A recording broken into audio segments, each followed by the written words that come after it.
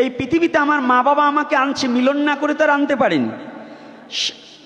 শাস্ত্রে লিখেছে স্বামী স্ত্রী মিলন কর্তব্য করলেও তাকে তথাপি স্নান করতে হবে, স্নান না করে তার অন্য কোনো কার্য করিবার অধিকার জন্ম হয় না। আমাদের অহিন্দু যারা, তারাও কিন্তু এই স্বামী স্ত্রীর ব্যাপারটা মানে। আর আমাদের ধর্মে ভোরবেলায় ধর্মীয় লোক স্নান করবে, যারা ভগবানকে ভালোবাসবে, সাধুরা নয়।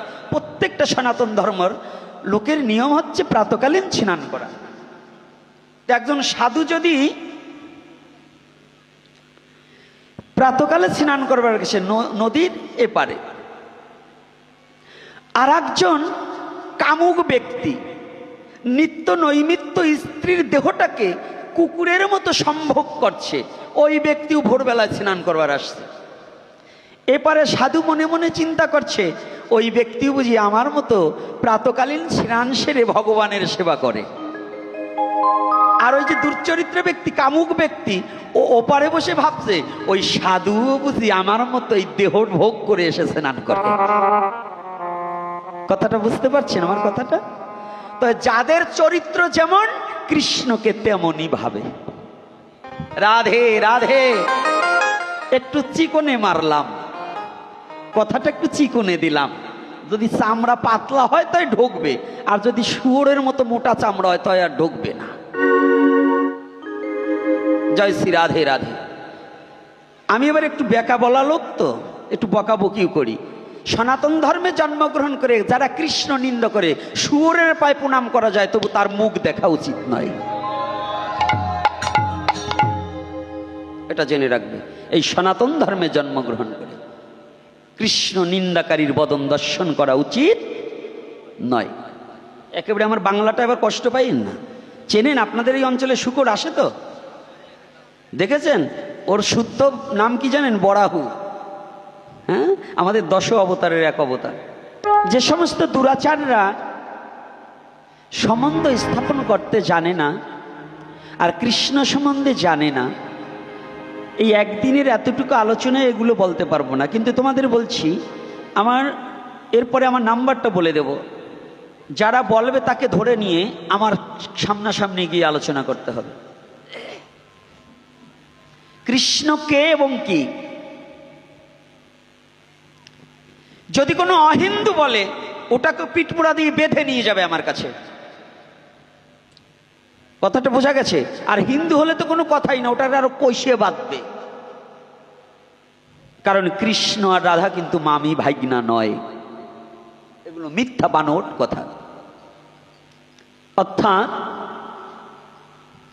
রাধা পূর্ণ শক্তি, কৃষ্ণ শক্তিমান, দুই বস্তু একই হয়, শাস্ত্রেরই প্রমাণ। কথাটা কি বোঝা যাচ্ছে? রাধা পূর্ণ শক্তি, কৃষ্ণ শক্তিমান, দুই বস্তু ভেদ নাহি, শাস্ত্রেরই প্রমাণ। তাহলে দু বস্তু কিন্তু আলাদা বিষয় নয়। এখন বলবেন একটু তত্ত্বের ঘরে ডুবুন, যে ছেলে মেয়ে একই হয় কি করে? হ্যাঁ, মেয়ের মধ্যে ছেলে আছে, ছেলের মধ্যে মেয়ে আছে। যদি না থাকে তাহলে একটা নারীর গর্ভে ছেলে মেয়ে দুটো সন্তান জন্ম হতো না, খালি মেয়ের গর্ভে মেয়েই হতো। ছেলের মধ্যেও মেয়ে আছে, মেয়ের মধ্যেও ছেলে আছে। কি করে হয়? মা হচ্ছে জমি, বীজ হচ্ছে কে? বাবা। তাহলে বাবার মধ্যে যদি মেয়ে না হতো, বাবার বীজ বপন করলে মেয়ে সন্তান হয় কি করে? তাহলে বাবার মধ্যেও মেয়ে আছে। বুঝি না তাই খুঁজি না, আর খুঁজি না তাই বুঝি না, বুঝলে খুঁজতাম, খুঁজলে কিছু বুঝতাম। সনাতন ধর্ম বুঝতে হলে ফ্যান খাওয়া ব্রেনে সনাতন ধর্ম বোঝা যাবে না। সনাতন ধর্ম বুঝতে হলে সাধনার প্রয়োজন আছে। সনাতন ধর্ম বুঝতে হলে তত্ত্বজ্ঞ হতে হবে। শুধু 4 কলম লেখাপড়ি শিখে 13 খান বই পড়ে কোনোদিন সনাতন ধর্ম বোঝা যাবে না। সনাতন ধর্ম হচ্ছে সাধনার ধর্ম, সনাতন ধর্ম হচ্ছে কৃপার ধর্ম, সনাতন ধর্ম হচ্ছে দয়ার ধর্ম। এটাকে ওই সাধারণ জ্ঞান দিয়ে সনাতন ধর্ম মাপা যাবে না।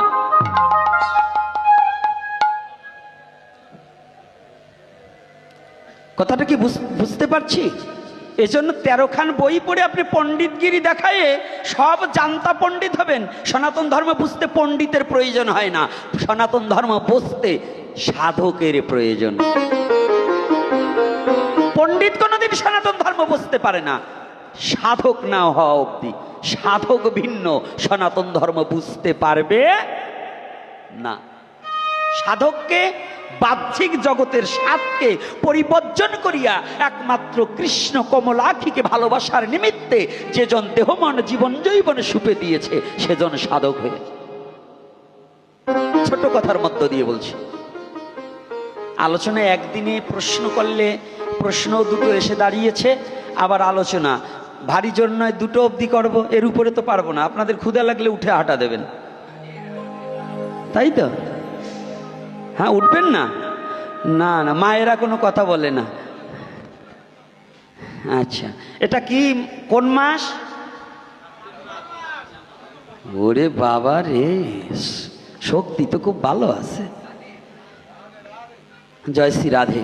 তাহলে এবার যে কথাটা বলছি, কথাটা কিন্তু একটু ভালো করে জানতে হবে। কৃষ্ণ কি বিষয়বস্তু, এটা একমাত্র তত্ত্বজ্ঞ হইয়া জানিতে হয়, শাস্ত্রজ্ঞতে নয়। শাস্ত্র পড়লে শাস্ত্রজ্ঞ হওয়া যায়, তত্ত্বজ্ঞ হওয়া যায় না। তত্ত্বজ্ঞ হতে হলে সাধনা করতে হয়, গুরু আশ্রয় করতে হয়। গুরু আশ্রয় না করিয়ে কখনো তত্ত্বজ্ঞ হওয়া যায় না। একটা ছেলে বিজ্ঞান নিয়ে লেখাপড়া করেছে, এখন বিজ্ঞান প্রযুক্তিতে লেখাপড়া করে সে শুধু পড়েছে, কোনটার মধ্যে কোনটা মিশালে কি হয়, কিন্তু জীবনে ওটা মিশিয়ে দেখে নাই। সে কি বৈজ্ঞানিক হতে পারবে? কি সম্ভব? তাহলে বৈজ্ঞানিক হতে হলে কি করতে হবে? ওটা সম্বন্ধে তার রিসার্চ করতে হবে, তাই না? রিসার্চ করে কি গবেষণা করতে হবে, গবেষণা করে কি করতে হবে? ও দুটোকে অ্যাড করে দেখতে হবে এটা যেটা বইতে লেখা এটা সত্য কিনা মিথ্যা। এখন এই পড়ুয়া পণ্ডিত যারা পড়াশোনা করছে তারা কিন্তু দুটোকে এক করে দেখেনি ওটাই কি হবে। আর সাধক যারা যদিও আক্ষরিক জ্ঞান কম থাকে তথাপিও তারা সাধনার দ্বারা ওইটা নিরীক্ষণ করে পর্যবেক্ষণ করে দেখেছে যে ওটার মধ্যে কি আছে। এই জন্য সাধকই শ্রেষ্ঠ। জয় শ্রী রাধে রাধে। সাধক শ্রেষ্ঠ কিনা? এইবার সুধামা বলছে, প্রিয়ে তুমি জানো না কৃষ্ণকে। কৃষ্ণকে জানা বুঝার যোগ্যতা সবার হয় না। কৃষ্ণকে জানা বুঝার যোগ্যতা সবার হয় না। কি করে হবে গো? সাইজি লালন সাইজি বললেন, ফকির লালন মল্ল জল পিপাসায় কাছে থাকতে নদী মেঘনা। রাধে রাধে। তা আমাদেরও তদ্রূপ অবস্থা। কৃষ্ণ ঘরের ভিতরে থাকলেও যে অভক্ত পাষণ্ড সে কৃষ্ণকে কোনোদিন জানতে পারবে না। দুর্চরিত্র ব্যক্তি কৃষ্ণকে তার মতো করেই ভাবে। যেমন আমাদের সনাতন ধর্মে নিয়ম আছে, সনাতন ধর্মে প্রাতকালীন স্নান। সূর্য উদিত হওয়ার 1 ঘন্টা 36 মিনিট আগে হচ্ছে প্রাতকাল, ব্রহ্ম মুহূর্ত, নাকি না মিথ্যা বলছি?